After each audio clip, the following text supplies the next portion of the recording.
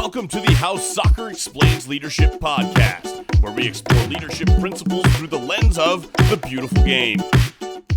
Welcome back to How Soccer Explains Leadership. Thanks a lot for being a part of the conversation. I'm Phil Dark, your host. My co-host Paul Jobson and I love getting to do what we get to do. I know I say this every week. It's because I mean it. We love bringing incredible content to you from the world of soccer, talking to people that are coaches, that are players, that are people who have played in the past, who are referees, different people that we get to talk to about the different lessons they learned from the game and how they're using it in every aspect of their lives. This summer, however, we wanted a little break. We just needed to take some time with our families and the different organizations that we're running and to focus on those things. And so we did that. We are going to be coming back at you in the next probably 3 weeks or so from now with new episodes. Very excited about that. We're going to kick it off with a conversation that Paul and I are going to have together, and then we're going to have some more interviews that we're going to bring to you. So stay tuned for that. In the meantime, as we've done all summer, we have some great episodes from the Coaching Character podcast that never quite made it to the air. That's why we're calling them the lost episodes of the Coaching Character podcast. Hopefully, you've been able to listen to those this summer and you've seen why we wanted to do it. It's just great content. It's stuff that we knew you could learn from. So we thought, hey, let's get it out there. So this episode that we're going to bring to you today is a conversation that I was able to have with Coach Roz, who's my co-host on that podcast, about the conversation we had last week, that we released last week with Chris Saras, my cousin. Just a great man who's doing great things. And so we had that conversation. We're going to get to that in just one sec, but I'd be remiss to say I just finished watching a great match between Manchester United and Liverpool, and I can say great because United won that game, and I am excited because it has not been a great start to the year, so it's good for us United fans out there. I'm with you guys to get something to cheer about this season, so hopefully that will continue. If you're not a United fan, sorry, but I had to plug that in there just a little bit today. Without more from me today, here we go with the lost episode of the Coaching Character podcast. Welcome to Coaching Character. I'm Greg Rosler, Coach Roz. I got my partner in crime, Phil Dark. Coach Roz represents American football and accepted sports. I've got Coach Phil, who represents the other game. And as usual, I'm jacked up about kicking this off. You've been under the weather. I am glad to see that you're beginning to get your game face on, but you've been down and out for a while. Yeah, the last few days, but I think I'm on, as I said, probably about 98% right now. If we were playing games, I would be playing, which is good. But, I just want to make sure our audience doesn't pigeonhole us into one sport. Just being pretty faces? I'm the soccer guy, you're the American football guy. We're very well-rounded. I like to consider myself kind of a Renaissance man, I played all kinds of sports, and I don't just know one sport. So I just want to make sure that our audience understands that we are more complete human beings than simply just one sport. So, you may be. I'm not going to speak for you. I will let you speak for yourself. However, I just want people to understand. Our production queen, Katie, is going like this, get on with it. Yes, maybe. Gosh. But I think that's important for us to say. So because what happens when someone coming on the show says, hey, I'm a baseball coach, and then you say that, and then all of a sudden they stop listening. So I just want to make sure that they understand that this applies to them too. But anyway, we will move on. We had a tremendous interview with our last guest, and I want to talk a little bit further about that. So just back up a little bit. Tell everybody who our last guest was. Yeah, it's Chris Saras. He is actually a financial planner by trade right now, but he is also a quarterbacks coach out there in Northwest Iowa. He happens to be my cousin as well, which is only important in that I know his character, and he's not just reading a line for that interview that we were able to do with him. He's a tremendous man of integrity, of character, great dad, and he played youth, high school, college football. He was a quarterback. And as I said on that other interview, we called him Little Chris because he was always. We had my older cousin is Big Chris, and he played linebacker, and he was 6'3", 235 in high school.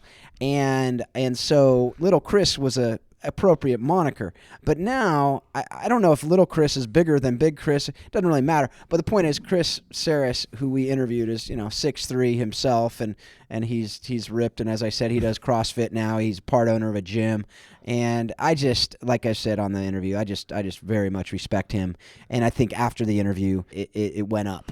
Well, and it was completely obvious to me the pride that you have as he was talking about your influence on his life and how you've helped shape him. And that's healthy and good to see. So congratulations to you. You are mentoring others well. Well, he may have overstated it a bit, but no, he's a little brother to me, and I've treated it that way. Yeah. So the other thing, another thing, I'm jumping subjects, not the other thing. Another thing Katie's pointing out to us is we have these questions that we list out that we send to our guest that we never get to. I mean, we may get to the first one, and then after that, it's game on, and we go in an entirely different direction. And question 2, 3, 4, they become irrelevant. So, and I think that has to do with your ADD.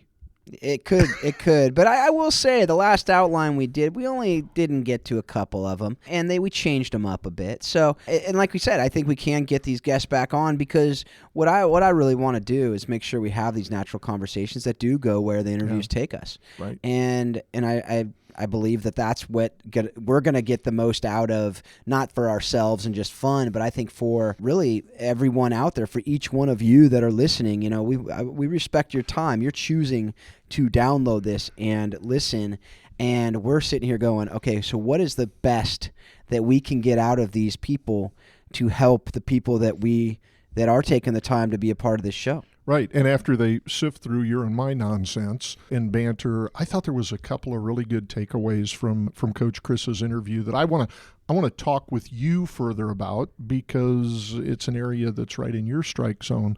But we asked Chris kind of in a seminar format to talk to us as youth coaches about the important things that he would like to see implemented at the youth level that filter up to his program. Now, that applies to football, but it could apply to any sport.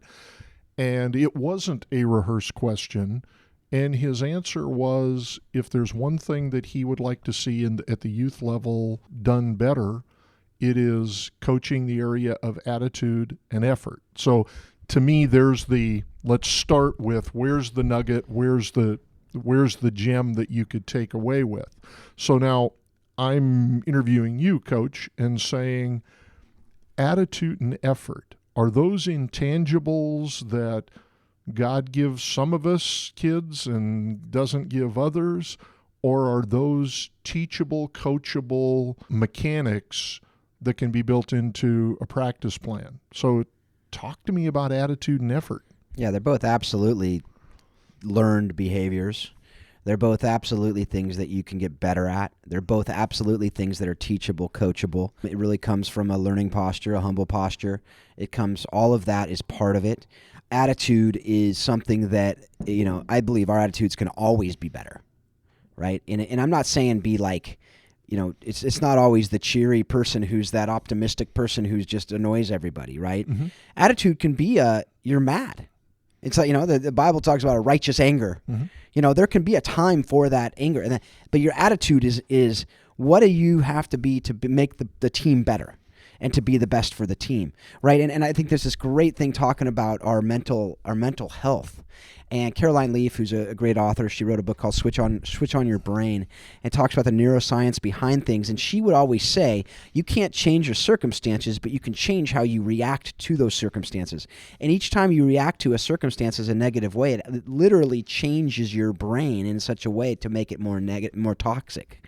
And to the contrary, when you react to things with a positive way, there's all kinds of chemical things going on with serotonin and oxytocin and dopamines and all these different brain chemicals that we don't need to get into. The point of it is when you replace those with positive things and positive thinking, I don't know why I just thought of Saturday Night Live with Stu Smalley with stinking thinking.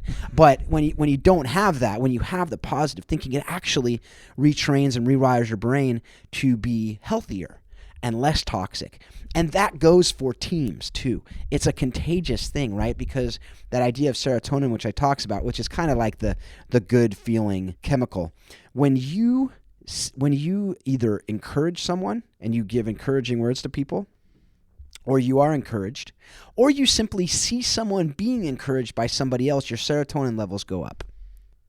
And that actually leads to healthier thinking. So I had no idea we were going here today in this conversation, but I think that is something. The point of that is not only learned, but it's contagious. The attitudes are contagious, negative or positive. It's why I asked the question of Chris: can a coach be neutral in his impact? And I agree with Chris. And we'd never talked about that, Yep. But I agree that it's positive or negative. It's not going to be a neutral, you just come and go and you didn't have an impact on that kid. No, you will have that impact, and I think it will be lasting. And my kids still talk about their coach when they were 5 years old. We see him at church, or we see him in community, and they're like, oh, it's Coach Mark. And, and they look at him and go, Coach Rich or Coach. And I remember them all, and I remember their impact on the kids. And just those, and if they were positive with them, I think it helped them love the game more. It helped them be a stronger person. It helped them in all different ways. And we as parents, we appreciate other adults speaking that truth into our kids. So I think that's the attitude side. It's absolutely something that is coachable, teachable, and also critical. I mean, if you have negative Nellies on your team, it brings your team down. You could have the best player in the world, and if they're a negative person, if they're a person who's arrogant, if they're a person who has massive ego, it's going to bring the team down. So that's the attitude side. What are your thoughts on just the attitude? And then we can go to that. We can talk about the effort here in a minute. First of all, I love where you are on it. And you were trying to confuse me. You were trying to confuse an Aztec with dopamine and serotonin and all of that. But I was tracking right with you. Yeah. That was my pre-med stuff. Okay. But I love where you're camping. I really do. We have kids that show up at our practice with what we would describe as, quote, unquote, a bad attitude. Now, I was at some seminar somewhere. Somebody told me, and I think I buy into this, that an attitude is merely a direction that we're leaning about a particular subject. Mm. We may have a good experience and positive experience with the subject. Maybe the subject's sitting on the bench, or we're leaning another direction. So I'm running it through my grid of it's an experience that we have that creates how we're responding. So now I'm coaching kids, and I've got the best player on the team, but he or she has a negative direction, a bad attitude. And do I, as a coach, choose to live with that, work around it, step around it, or do I begin to develop some scenarios and coaching situations where I begin to change the direction that they're leaning about sharing playing time? Or if your grades aren't acceptable, there's going to be a consequence. If you behave like a donkey at home to mom and dad, there's going to be a consequence on the field. So I'm in real time trying to build out how do we create better attitude exercises that we can chart. Yeah, and I think that's something that it really comes from culture, and we'll get into the mission statement here in a minute, but it comes from coaches truly believing it. And here's the thing about attitude. It really is independent of your talent level. It's not directly or indirectly correlated to your talent level. Mm-hmm. Your attitude can be great if you're the worst player on the team, or it can be great if you're the best player on the team. It can be terrible if you're one of those two, right? But what I've found with attitude is, interestingly, your team gets better when you have good attitudes. People want to show up. People want to play. People want to give their best. Everybody wants to get their best, top to bottom. And when you have great attitudes and it's contagious, it's something that those playing time issues, those, they don't go out the window, but they become less of issues. Yep. Because people have team above self. We always talk about team above self, but it's a lot harder to have team above self when everyone's attitude stinks. Yep.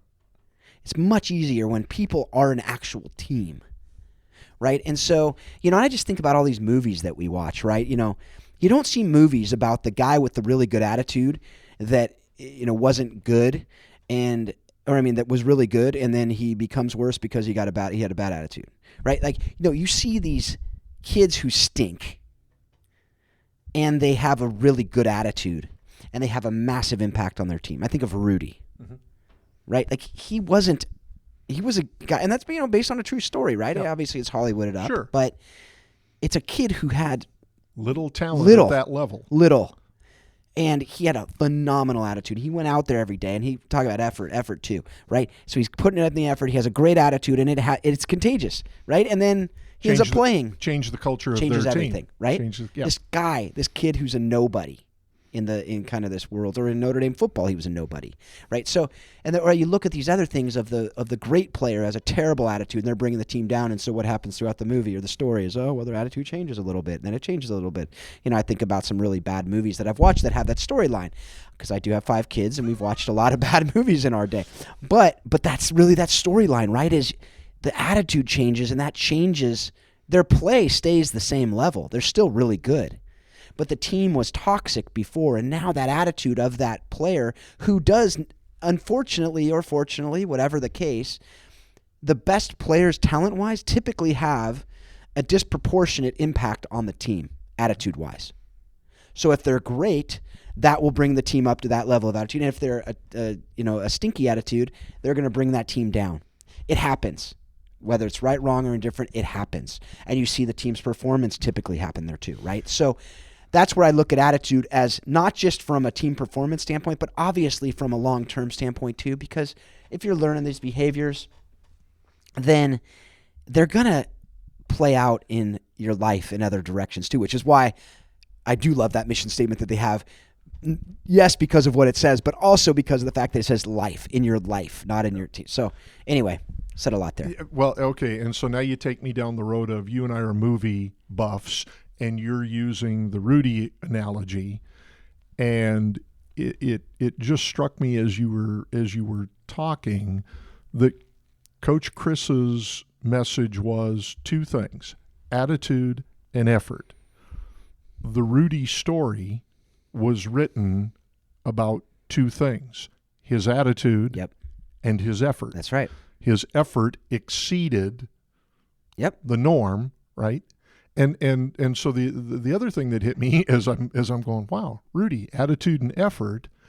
How many great Notre Dame players have come and gone that a movie and an inspirational story was not written about? Yeah. They wrote an inspirational story about a guy that didn't play, but it was his attitude and effort. It's just interesting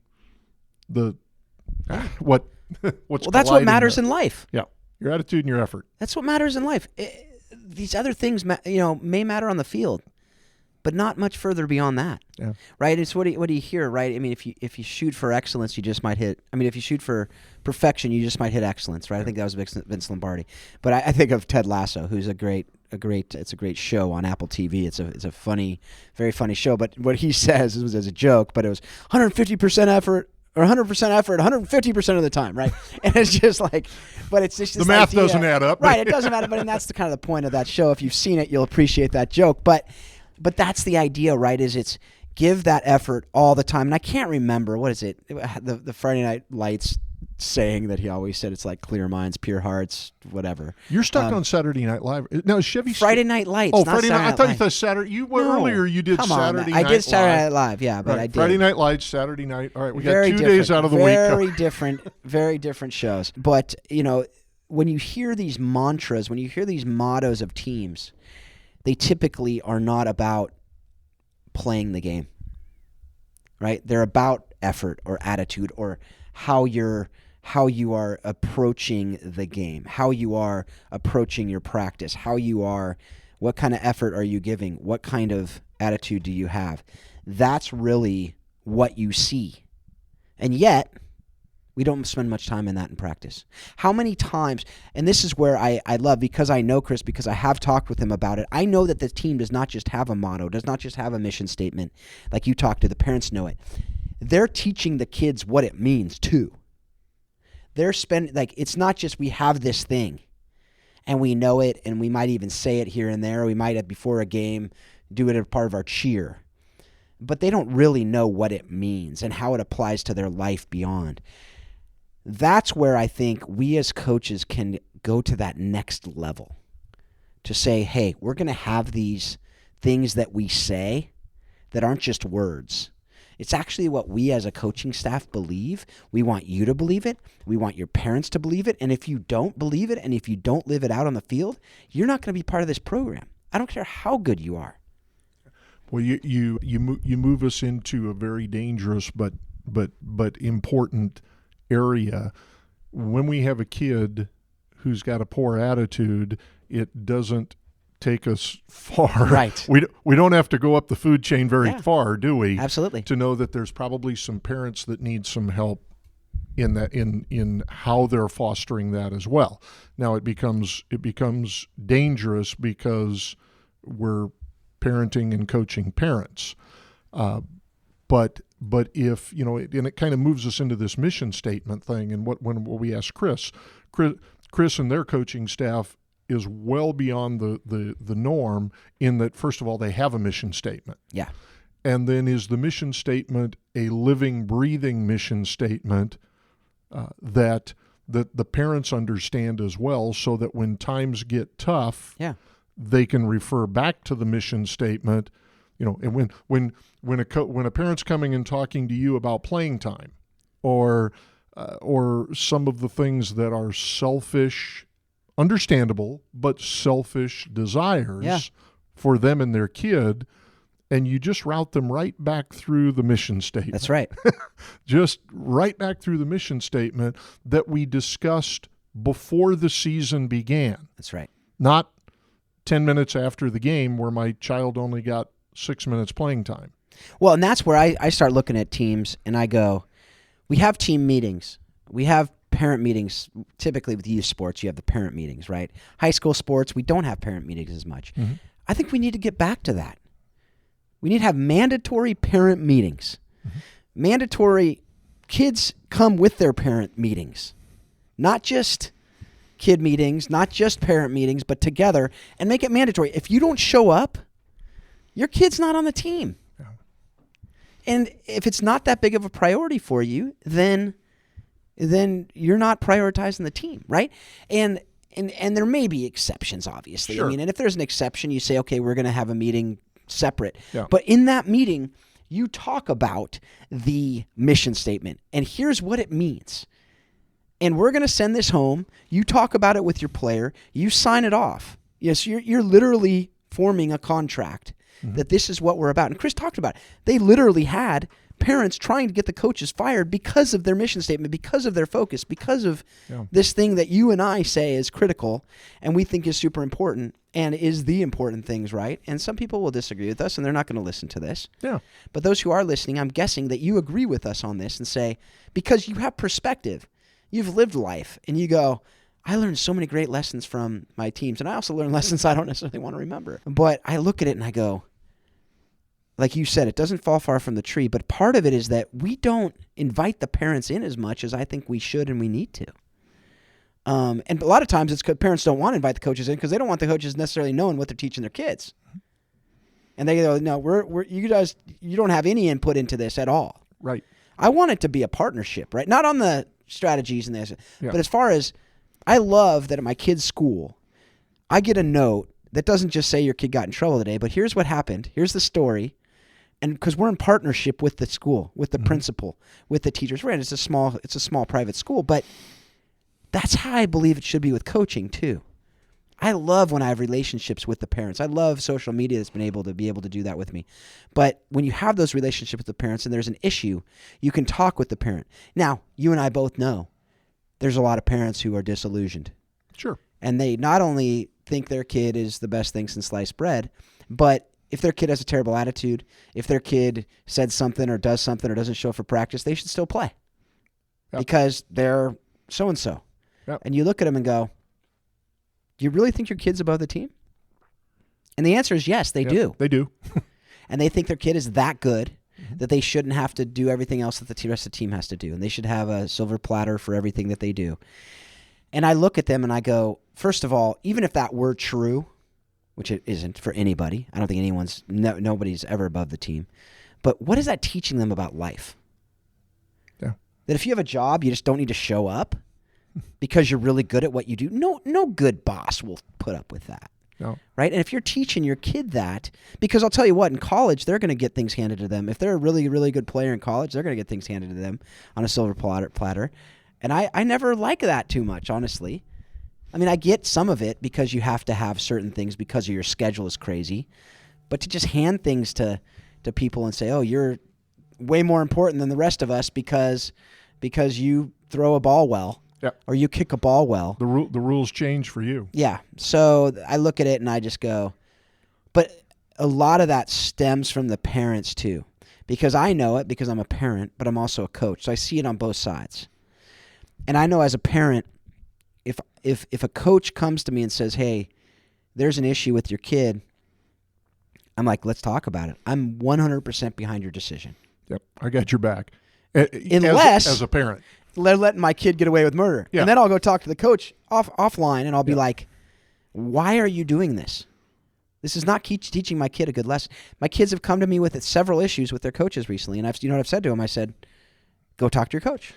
You know, as you're talking, one of the things that's spinning around is we've had an opportunity to interview people that are successful, have achieved success, whether it's Harrison, whether it's Coach Chris. It seems to me that they will tell you that it took a village to get them where they were with what they have achieved. Very rarely will they say, or you as a parent say, our success, the success of my child was strictly my wife and I. There was an instrument, and you come from a functioning family. Yeah. We would like to believe we're functioning families. My daughter played soccer at a competitive level, and I think we're a functioning family, but there's periods in her life that I was the dumbest human being that ever was put on the face of the earth. Her coach poured into her, and he assumed a role that at different periods of time, I couldn't fill that role. Right. I'm dad, but I couldn't fill that role. Yep. And there was times where, as a parent, I have to separate a little bit and let coach do his job. Absolutely. And there was times where I didn't necessarily agree with it, and one or two times where I went head-to-head with him on it, and very rarely did it get me the result that I was looking for. Coach is coach. I got to let him do his job, and I got to let him fulfill his role. Yeah, and that's kind of what I'm getting. I think we've talked about this on the show too. I do so many podcasts, I forget, whether it was this one or another one. This is the only one I care about. Yeah, I know it's the only one you care about. So you can tell me whether I actually talked about this on this show. My gosh. But the idea that I agree absolutely. I see the coaches as part of that team, so to speak, that is helping to raise my kids. I mean, obviously, at the end of the day, me and my wife have the last say, the last word on it. But if I know and I see that my kids, whatever age, quite frankly, if I know that their coach has a voice in their life and I know their coach well and I respect their coach, if I don't respect the coach, there's a good chance they're not playing for that coach, right? Sure. But if I respect the coach and I say, okay, I know that they can communicate this message much better to my kid. So I'm going to go to the coach and I'm going to be like, hey, here's something we've been trying to get across to our kid, if it's appropriate, obviously, for the coach to say, not like, hey, do your homework would be, but like, you don't wash the dishes well enough. That wouldn't be something the coach would necessarily say normally. But if it's something, character, if it's something integrity, if it's something about hard work, if it's something about effort, if it's something about they could be better, they got to push harder, whatever it is, like, if I know they can send that better and it would be received better, I'm going to go talk to that coach and I'm going to say, hey, is there a way you can incorporate this into your conversation? I know my son right now, he's been bummed, understandably so, about life. He's a senior in high school, and he is bummed out of all the things he's missing and losing, and soccer is hardly getting to play, and then he's frustrated with this, that, and the other thing. And someone talked to his coach the other day, and I just said, hey, if you can reach out to him sometime soon, I know that would mean a lot. Mm-hmm. And, I can say the same thing to my kid, but this is a guy that he respects, and it's to become like a, whether big brother, uncle, whatever to him. And he has my son's ear. And so him saying something about that will mean it'll mean, it might be a similar level, but it means something very different. And I think it'll be something that will speak a message that they need to hear. It would be interesting, for a fact, let's just stay with your son for a second. He can't play today. I would like to believe that if the coach is a playmaker coach, that coach is corresponding with your son right now more than maybe he might be during whatever an average season is. Yeah. Is a player hearing from coach on a regular basis? Is a coach during these COVID times pouring into their team more than ever with what they can do? And I'm not talking about, okay, go out and stay current with your drills. I'm talking about character and life things. Right. Is it possible that interviewing your son in the future, your son says, well, I didn't get to play my senior year, but let me tell you what my coach and I did and how we bond and how we came together more in this crazy time than a weekly COVID update. Absolutely. And I do think it's critical to reach out to the players during times like this. Yep. And it doesn't necessarily even just mean COVID. It could be when they're hurt. Yeah. And they're out and they maybe aren't, able to come to practice for a while, or they've been sick for a while, or their family moved even sometimes, and you still have a relationship with them. Now, I will say I'm a coach of high school girls. Mm-hmm. Make it appropriate. Right? Yeah. Don't cross boundaries that shouldn't be crossed. No. Don't get too close with, if it's not appropriate, don't do it. And you know what is appropriate, what isn't appropriate. Sure. But I can say to my wife, hey, can you reach out to these kids, these girls? And my wife's done that with some of the girls that I coach. And we can reach out to the team, me and the other head coach, who's a man as well. We can reach out to the team and check in with them. Just, hey, how are you doing generally? Right? And then make sure that they're staying healthy emotionally and mentally and physically as well. All of it's critical. So I think that those are all really important things to keep in mind. Yep. And as we wrap up today, I'm going back to centering us back to our coaches clinic, our hypothetical coaches clinic. So a successful coach in Iowa has said that one of the most important things that you can be sending me to the players at my level is a kid whose attitude is good and is giving their maximum effort. That's what I'm hearing. That's our coaching takeaway. And where we as playmakers are going to spend more time is there may be coaches that have got attitude and effort all figured out in their practice plan, but there also might be some coaches that are willing to expand and learn and go, gosh, I could use a little help in coaching in the area of attitude and effort. So we will now go to work and go, okay, how do we teach attitude and effort in our practice plan? Absolutely. And begin to build that out. Yeah, and I think we actually forgot to do this on the last episode, but it's something that I do want to invite you coaches out there who are listening to this, or parents who are listening to this, or players who are listening to this, and you have ideas on this that have worked in your practice plans, that you actually incorporate these things into your practice plans, please reach out to us. You can go to the Playmakers.org website. Just go to the contact there and type in a message to us, and we'll get it there. You can also go to the Coaching Character Facebook page and join that, or join the Facebook group and join that group and be able to interact with us there. So those are all things that we would love for you to be able to do, because again, we absolutely do not want this conversation to stop at this download where you listen to us, you turn it off, and you're done. We all know not a lot's going to change if that's all it is. But if you're interacting with us, we're interacting with you. We're going to, we're working on developing curriculum for these things that we're talking about. And so that we could hopefully introduce it to your teams, you can use it for others. And that's really what I hope, is that this isn't just something that's cool and we talk about it, but this is something that we're actually implementing into lives so that lives are being changed, and it really is a contagious, a good thing that is contagious. We've all gotten our experience with bad things that are contagious lately. We don't want those anymore. We want these good things that are contagious and that will just hopefully rip through sports, so that all these negative things that have been ripping through sports over the years can start being pushed aside. But the only way that's going to happen is if we have people of integrity who have good attitudes, who themselves are giving great effort, who themselves have character, that are pouring into the lives of these kids intentionally with tools that they can use to be able to do it, right? So, I always say that when we as coaches, we as leaders are cultivating environments for others to flourish in. Well, it's hard to cultivate environments. If you're talking about gardening, it's hard to cultivate a garden without right tools. If you're just using your hands, it's really hard to really get into the dirt. So we really need these tools, and that's what we're wanting to create. We are going to be, creating and pushing those out hopefully in early not early, but probably, spring to mid 21. Be getting stuff out there, and then hopefully by then we're actually able to meet in person, where we can actually connect with people and have lunch together or something. I don't know, crazy concept, crazy thoughts, but we'll see.